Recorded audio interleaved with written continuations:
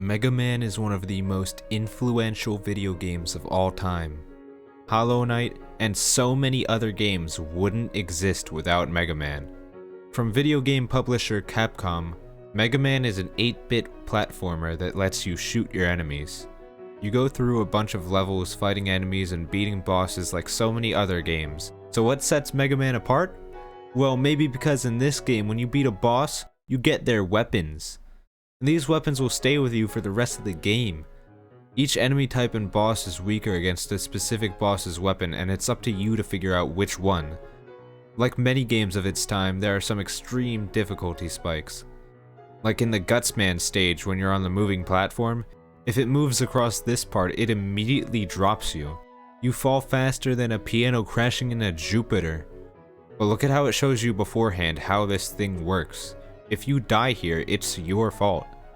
But then there's this part from the Iceman stage. Just when you think this block is the right one to jump on, the game is like, nope, just kidding. Now wait for this whole thing to restart so you can do it all over again. Why? Then there's LaggyNick. His whole stage is filled with traps and enemies flying around. Oh nice, health. Wow, cool! This is a section that's on this level twice, by the way. Copied and pasted. Except the second time around they don't even give you anything. There's just an empty space here to remind you of the way this level makes you feel. And then, after all that, LaggyNick turns out to be the easiest boss in the game. After you beat all of the main bosses, you unlock the Wily stages.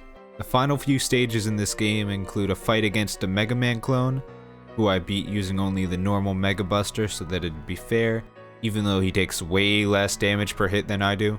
There's a weird orb you have to fight on one of the stages. And of course, there's the Yellow Devil. The only way to beat him without wanting to punch a hole through your TV is by shooting him with LaggyNick's power, and then rapidly pausing and unpausing the game. The final stage has you fight 4 of the original bosses back to back, followed by Dr. Wily himself. Luckily, Dr. Wily is one of the easier bosses in the game. I beat him without even looking at him. And after that, it's over.